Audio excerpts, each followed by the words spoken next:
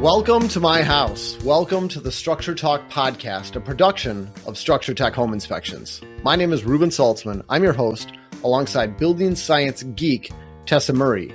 We help home inspectors up their game through education, and we help homeowners to be better stewards of their houses. We've been keeping it real on this podcast since 2019, and we are also the #1 home inspection podcast in the world, according to my mom. Welcome back to the Structure Talk podcast. I'm Reuben Saltzman. I'm here with my co-host, Tessa Murray. Tessa and I were not planning to do a podcast today. We were just doing a little brainstorming session on future podcast topics, but there was a couple stories we were about to tell each other, and I said, you know what? We're just going to hit record. We're going to do a short show. We're going to tell a few stories, and that's going to be our podcast this week. Is that okay, Tess? You know, we always promise shorter shows and then they end up going over an hour. So I think we owe it to our listeners. We promise this one's going to be under 30 minutes, probably under 20. Probably under 20. We got a couple quick stories to share. You know, I got to give a shout out to IEB, our show sponsors, Inspector Empire Builder. I was on our open access call the other day. It's a 1 hour call where people just bring up anything they want. I always tune into those. I usually just plug in my headphones. I listen in while I'm making and eating my lunch. And, you know, I'm usually not a super active participant, but right at the end of this, I got a great tip about getting involved in some more insurance inspections.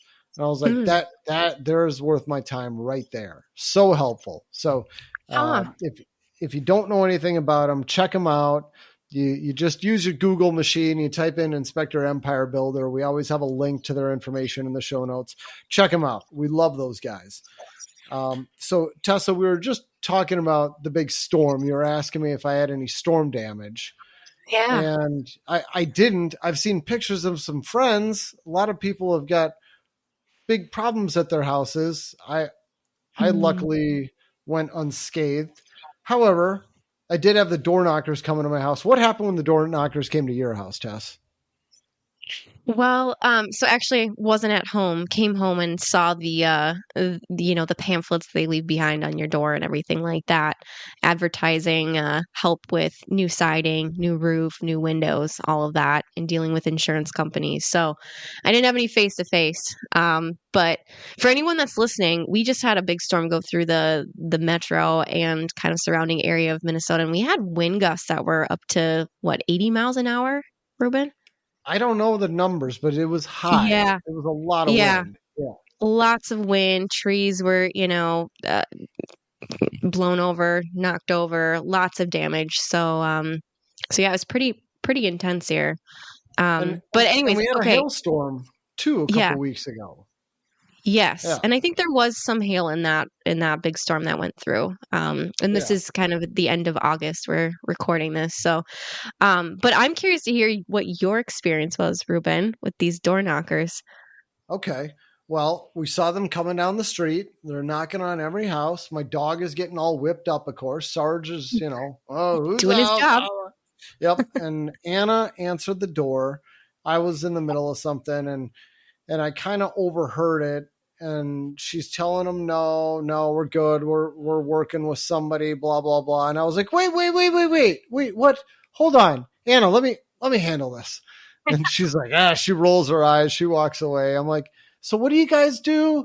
What's your company? How long you been in business? Where are you located? Great. Yeah. And so you check for storm damage and it's free? You'll inspect my roof for free? Okay. Yeah, let's go. Okay. And so they got out the ladder and he got up on the roof checking for hail damage. And there's 3 guys, they got a team. They got the dude going on the roof. They got the supervisor. They got the other dude. And the guy on the roof comes down and he's like, yeah, he's got pictures on his phone. He shows me. He's like, these are hail marks, definite hail marks. And he's showing me, I have no idea what he's showing me. There's shingles, but it's nothing that I would identify as hail. I mean, I'm looking at it. I'm like, I would never, ever say anything about any of this during a home inspection. I would gloss right over this. And I started digging into it a little bit. And, before I finish the story, let me interrupt the story. I thought I gotta do a blog post about this. So I'm in the middle of writing it. It'll surely have been posted by the time this podcast airs. But there's an engineering firm that I've heard roofers reference for the last 20 years. It's Haag Engineering. You've probably heard that term before, Tess. HAAG, Haag Engineering. So I took the time to read through a few of their engineering reports, and just a couple of takeaways from these reports that are kind of, as far as I know, now I'm not a roofing expert. This is not my area of expertise. My expertise is home inspections, but I'm under the impression that this is what all the experts use is Haag Engineering. This is what they say, because they've done a lot of research on the effects of hail on roofs. And 3 key points I want to share with you out of their big report. Number 1, it takes 1.5 inch ice stones. Now they tested it, shooting a bunch of stones. It takes 1.5 inch ice stones to damage thicker laminated type shingles half the time. Like an architectural shingle? Yeah, exactly. So 1.5 inch half the time. That's really large hail. And that's only hail. 50% of the time. Yeah, the term I always hear quoted is like 1.25 or 1 inch, but not according to their engineering report. Number 2. Now this one kind of rocked my world, Tess. Yeah. When you lose granules on shingles from hail, you do not shorten the life of the roof. Simply having granules knocked off does not shorten the life of the roof. Okay, let that sink in. All right. That's usually the kind of hail damage you see when you're inspecting. It's like pockmark, or it's like just areas where there's missing granules, where it looks like maybe a piece of hail hit it. Yeah. Now, for something to actually be hail damage, you need an actual bruise or a hole or a tear. And now to have a bruise, this is what people usually say is you got bruising. I'm going to read verbatim for what the report says. It says, shingle bruises are an indentation with fracture in the mat that feels soft, like that of an apple bruise. The bruise is usually obvious, as granules are also dislodged from the impact area. Wow. So it can't be this thing where I'm looking at it and I'm going, is that hail? Is it not? You need to be able to see it. It's probably going to be obvious. Put your thumb on there and it's going to feel soft. There's no way. Yeah. Torn, you said? It has to be torn too? Or have holes in it. Now, before anyone gets mad and writes into us saying, well, in truth, blah, blah, blah, blah, blah. Okay. I'm just reading what the engineering report says. This is what the report says. I'm just the messenger. Don't get mad at me. So this Haag Engineering Company, this is a national organization that you, in your experience with a lot of roofers you run into, they always reference this company. They always reference this. Yes. We use the Haag Engineering standards. Okay. As far as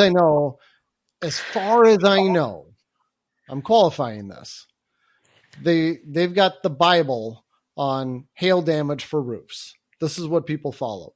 Now, if I'm wrong, if there's another more authoritative document, I would love for our listeners to write in, but this is what my understanding of the world is.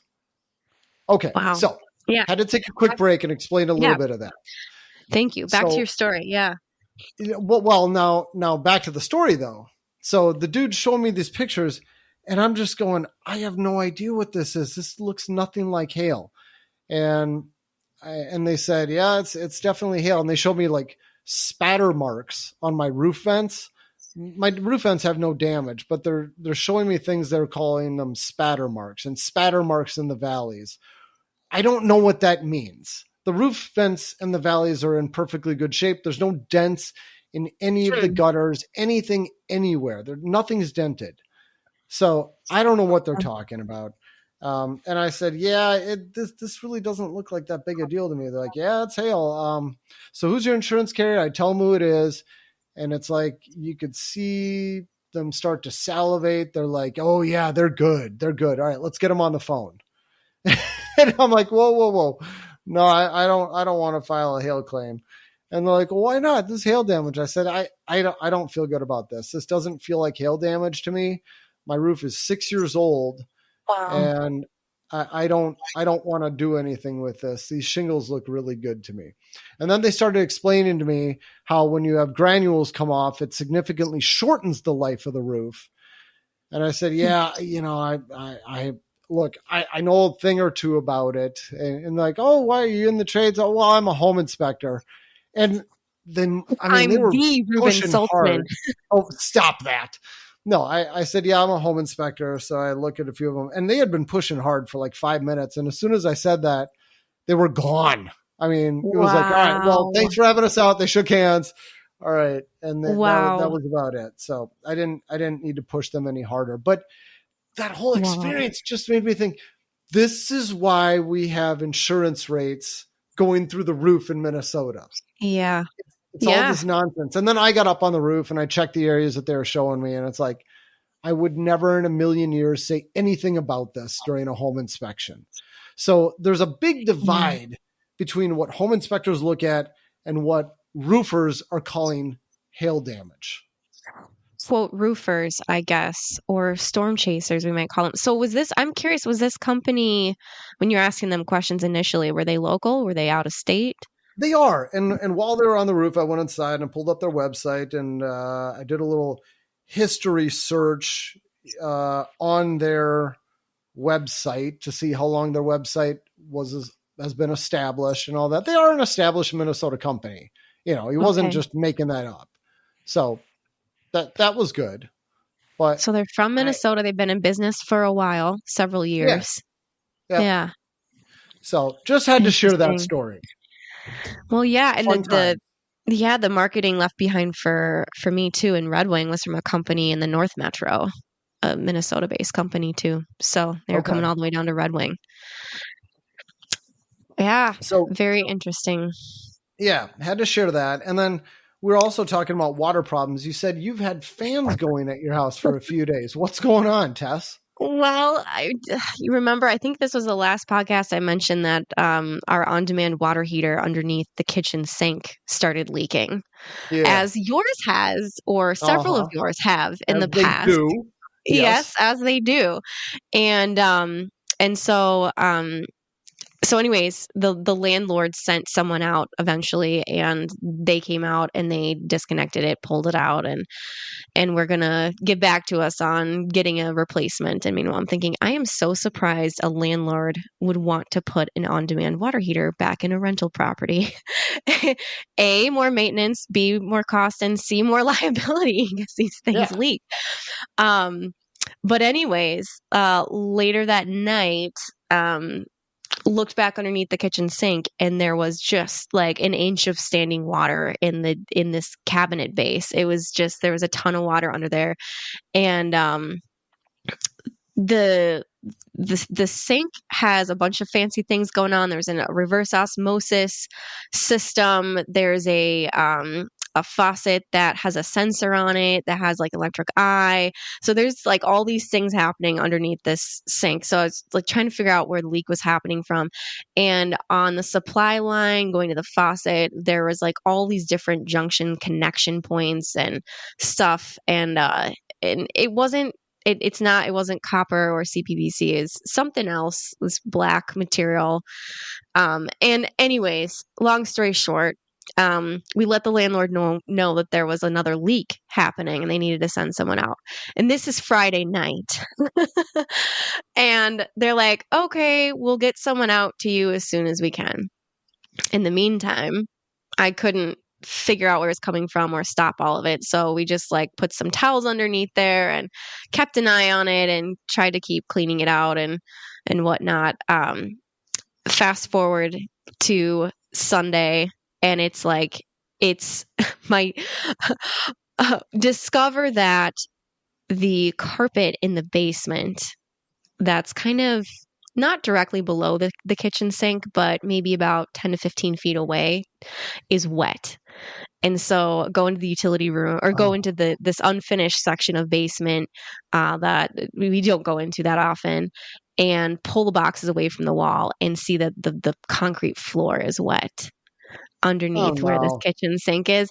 And when you look closely, then you could see a little bit of water, maybe kind of at the top of the sheetrock, at the top of the wall, and then the floor on the concrete. So, you had to look very closely to see this. So such a bummer. So let the landlord know again, and they're like, "Yeah, we'll get someone out tomorrow." So here we are, and meanwhile, there's no shut-off valve for the kitchen sink. The leaks are Oh happening, no. and there's no shut-offs. I've searched everywhere I can, and so the only solution would be to shut off the water for the whole house for the entire weekend. So I'm like, "Ugh, don't want to do that." So we're just trying to mop things up and keep it going. Anyways, landlord comes out and they send out a plumber, I guess. The plumber comes out and, after a little bit of time underneath the sink, find the leaks, fix it. And he says, "Yeah, I think when I pulled out the on-demand water heater, I probably bumped some stuff and caused the leaking." And but in the meantime, they set up 3 industrial fans, one blowing at the kitchen cabinet, and then one in the unfinished room that had the wet concrete at the sheetrock, and then another one in the room that had the carpet, just Sure. blowing air. And we had those fans on for 3 days, Oh and then my. someone came by today and picked them up and remove them. And I think that's going to be the end of it. They also said they're not putting in another on-demand water heater, which Oh, surprise, okay. surprise. Yeah, Actually, smart choice. Now we just have to wait like 10 minutes to get hot water.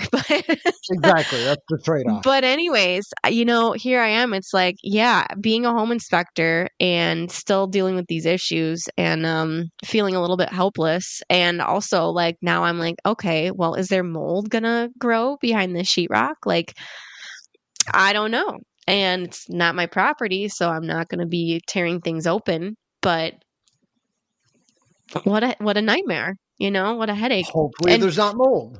yeah, yeah, we did actually end up shutting the water off on Sunday and Saturday night because it was just so bad. So we were, coordinating when we were going to use the water and trying to limit the water usage so that we Oh could have the geez. water off.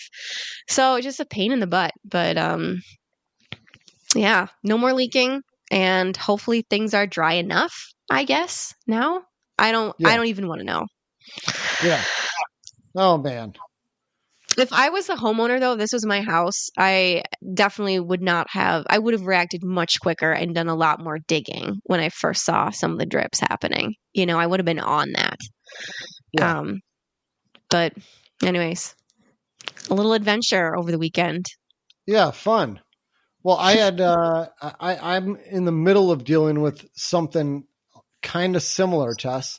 So, Oh, Anna and I we got this rental property. It's a duplex, and my wife was over there yesterday and during the day, and she said, "Reuben, oh gosh, we got a bunch of water in the basement." And I'm thinking, "Oh great."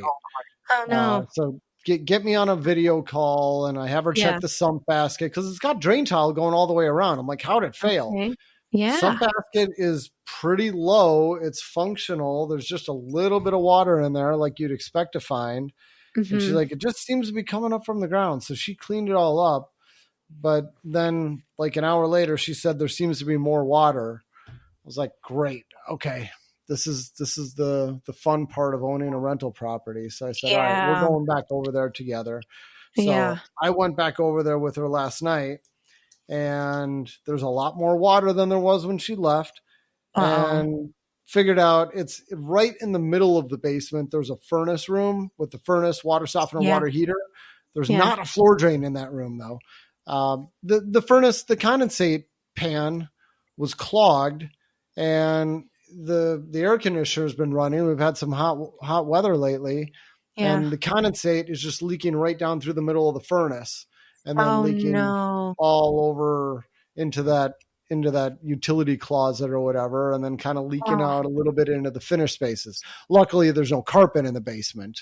It's all yeah. hard surfaces, thankfully. Oh, But man. it's just what a mess. And when you don't live there, it Yeah. sucks. Yeah. And Yeah. I thought, okay, if this was my house, I saw a great video on what to do. You get a shop vac and you make all these fittings on the end of your hose and you get it totally airtight Huh. and you connect that to the condensate drain on your air conditioner and you flip on your shop vac and you let it run for like 5 minutes. And there's a good chance you're going to be able to suck all that goop and water and all that other crud out of your condensate pan to unclog it. Good Oh my chance it'll gosh. work. Wow. Huh. I know Malind ended up doing that at his house. I had a friend who had that same problem at their cabin. I helped him do it. It seems to be pretty effective, but the problem is without living there, I'd have to get all the fittings and all the parts. It's 8 o'clock at night. I Yeah. don't have anything there. Yeah. And then I'd have to do it. And then I'd have to run the AC for another couple hours and make sure it's not leaking. And Right. when it's a rental property, you don't have that luxury. So Yeah. I had to call up my HVAC guys, send them Yeah. over there. They took care of it quickly. I have not yet had time to give them a call and figure out what they did, but I'd like to share what they did. I'll let you know on the next Yeah. I'd like podcast. to know. But in the meantime, we just got fans going and we had Yeah. to towel up everything we could and shut Kinda the dry. furnace down until it starts working again. Man, so I was gonna ask you, did it cause any damage to the furnace? That water leak? I mean, is it rusted anything in Probably. the furnace? Yeah, probably. I would imagine. I mean, I don't know. The Yeah. one thing it did Yeah. do is, you open up the blower compartment of the furnace, and on so many of Mhm. those blower compartments, you've got like this fiberglass pad that goes Yeah. around the inside. Well, the pad is soaked, going up Oh. about 6 inches, and Oh. I just said, "This will not do." So I reached all up in there, all throughout the back, reached my arm behind the blower and I ripped all of it out. It is all Yeah. gone now. And on Wow. the backside, sure enough, it's moldy. So, Ooh. like, who Yeah. knows how many times this has happened in the past, but Yeah. all of that's gone now. And I thought I should take pictures for Tessa, but Oh my goodness. I was in too much of a rush. So I didn't Well, take the time to yeah. take pictures. So do those fiberglass pads, I mean, they don't air seal the furnace. Air can move through them. So but they're not a filtration system. So why are they there? I think they're sound dampening. Okay. Okay. I'm sure some HVAC contractor could tell us in a heartbeat what it's there for. Yeah. But Yeah. I've never asked. I just always Yeah. assumed it was there for sound dampening. Yeah. No, that makes sense. That makes sense because they're on the Yeah. blower compartment. Yeah. Yeah. Well, what a nightmare, but it's a good thing that Anna was there checking it and Oh, yeah. that you have an HVAC contractor that you could get a hold of and they could come out quickly and fix it. And it's also a good thing that the basement wasn't finished or you didn't have carpet. It's I mean, finished, well, but you didn't yeah, have no carpet. carpet. Yeah, Yeah. no Yeah, carpet. exactly. But yeah, I hear you. Man, houses require maintenance, don't they? The joys of being a homeowner. Yeah. All right. Well, Tessa, Uh, we're over time. We were shooting for 20 minutes. Look, 23 minutes went by quickly. Not bad. Just an episode of us ranting about our All right. our renter and homeowner experiences. Fun times. Yeah. All right. Well, Uh, Tess, thanks for chatting. Always fun. It was good to it's good see you to in see person you. last week. Yeah, yeah, your parents' 50th wedding anniversary. How amazing is that? Shout out to Neil and Happy, Patty. yes. Happy Amazing anniversary to my people. parents. Yeah, 50 years. just wonderful people. And I forgot that they met when they were teenagers. It's crazy, right? That's Yeah, amazing. they've known each other a long time. They've been together since they were what, 15 or 16? Not together, but that's when they started Okay. dating. Right, Yeah. right. Yeah. Yeah. Yeah. Aw. Yeah, no, that was great to celebrate that with them and see everyone there too. So, Yeah. Yeah. Great to see you. yeah. All right. Well, thank you. Thanks, Reuben, and thank you, listeners, for anyone that's listening to this podcast and made it through this episode with us. Feel free to write in if you have any ideas on topics you'd like to hear. Reuben and I are are brainstorming topics that we haven't discussed yet on the show, which is hard to do when we've been podcasting every week for 5 years? We're on our we're on our 6th season now. Yeah, it's been a long time. Crazy. Yep. So how do people get hold of us, Reuben? Email us podcast@structuretech.com. Perfect. All right. That's a show. Thanks, Tess. Thanks, Reuben. See you next time. See you next week.